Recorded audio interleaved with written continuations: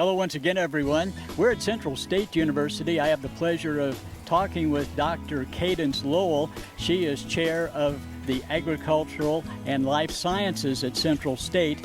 And Dr. Lowell, before we talk a little bit about the topic that I'm all excited about, let's talk a little bit about you. Give us a little bit of background, would you please? I was born and raised in Washington, D.C. I got my bachelor's degree at Duke University in botany. I got my master's degree in botany at the University of Florida, Gainesville. I got my PhD at the University of Florida, Gainesville in horticulture. I did a postdoctoral before I came to Central State as a biochemist for the USDA in Peoria, Illinois. And then I've been at Central State for 30 years. Now, at what age would you have become really interested in agriculture? I think it wasn't so much as a life choice, it just came upon me. I've always been interested in applied research, doing things that will directly affect people as opposed to, more esoteric type research, if you will. So I'm very much an applied research type person. So when I did my master's degree, I was looking at 2 weeds in the morning glory family.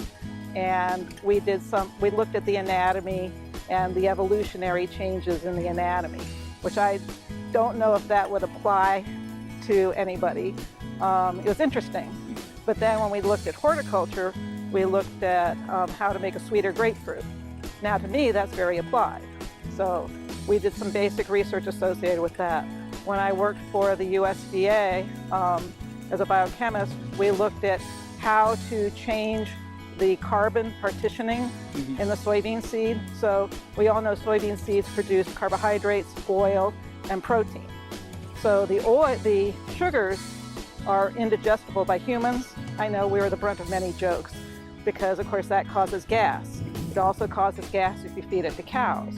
So if you could take that carbon from carbohydrates and move it to protein or oil, something more usable, that would make you, if you will, a better soybean.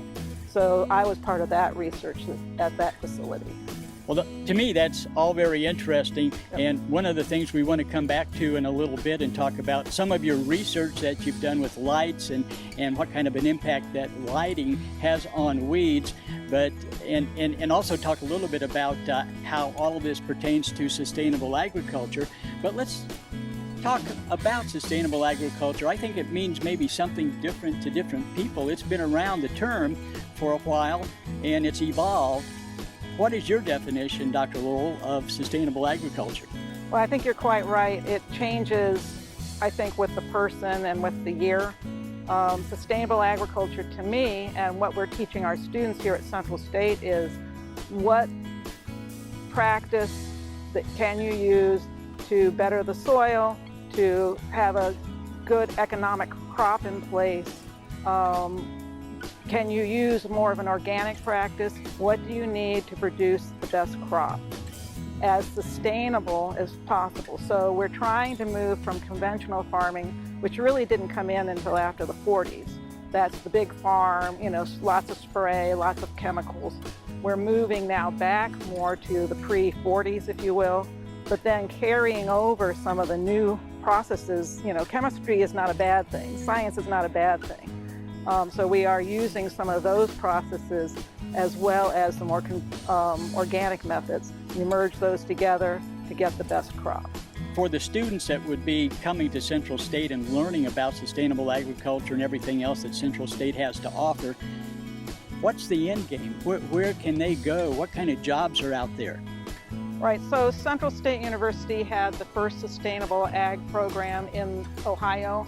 It's a 4-year degree, a Bachelor of Science degree. It is about a third science, a third business, and a third natural resources. So we've merged all those courses together.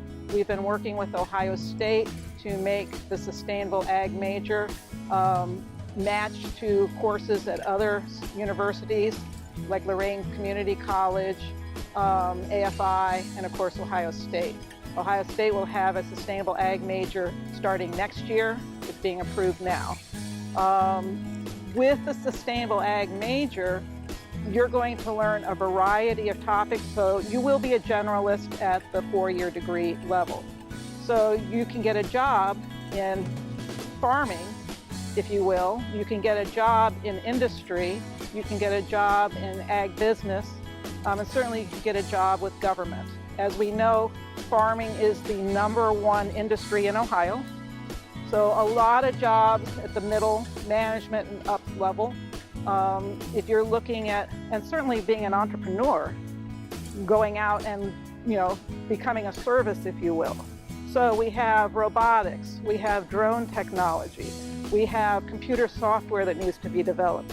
Other practices, we've got urban farming, where we need people that have extension experience, that have a background where they can work with people, show them how to do farming techniques, small, large, in the middle. We need advisors to go out and work with farmers, share with them the new practices that are around, and help them get the best economic value.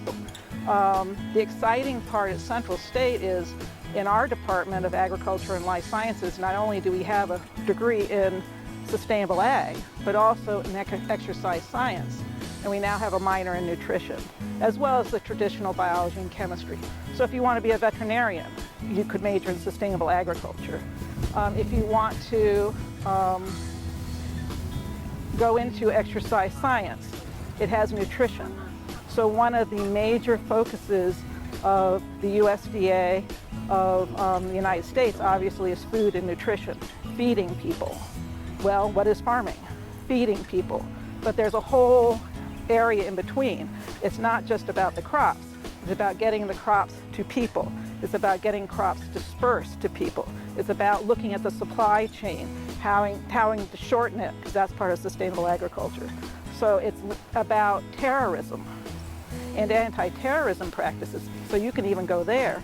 How do you protect the United States from invasive pests, from viruses, may I say, coming into the United States? Because that affects the health of the people, which then affects the health and wellness, which then goes back to nutrition, which then goes back to sustainable agriculture. Well, over the years, agriculture has been on the forefront of advances in technologies. We've mentioned robotics. The drone technology, GPS, all of that started in agriculture. And self-driverless tractors, don't forget those. That's right. They were here first before driverless cars. Right. One of the things that we have mentioned, touched on briefly, I want to go back to now, your research into lights, and we can tie that in with robotics. Tell us a little bit about what you found. Well, this started out as a tech transfer grant. I've always been one person that said, hey, why not? So if someone comes to me and says, we want to try this cool idea, Central State's a great place to do that, I have a little more ability to explore. So we had a small industry partner, Global Neighbor Inc. They came to me and said, hey, what can we do with this? And I'm like, cool, let's give it a try. So these are high energy lights, maybe 24 to 80 times the power of the sun. And as you know, light does all sorts of things, lights that kill, lights that heal, thinking blue light technology that they use for dermatology, and even infrared that heats, microwaves. All of those are considered light energy. When you say light, most people think visible light, but there's a lot of spectrums beyond that. It even gets down into very dangerous UV and X-rays. So we're using mostly visible light and infrared light to kill things. We know we can kill bacteria with it, just like they would in a hospital. We know, so I can kill bacteria on trees, possibly treat trees for bacterial diseases.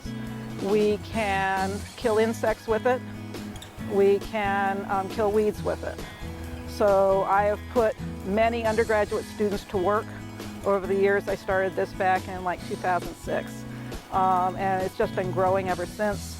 It started with, again, a tech transfer grant with Edwards Air Force Base that Central State was a part of with the industry partner.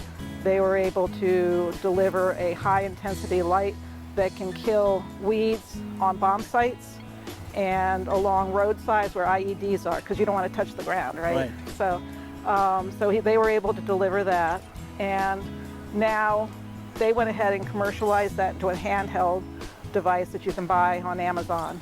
And now they're taking, as we know, different wavelengths of light combined together, kill weeds. And then every time they come up with a new idea, I send a student out, I pay them to go do research. They get practical experience, they get information about entrepreneurship, they get to interact with industry partners. So it's a win-win all the way around. Well, that's one of the things that I really like about Central State, and the hands-on that the students get to do, and the research ability for the undergraduate student.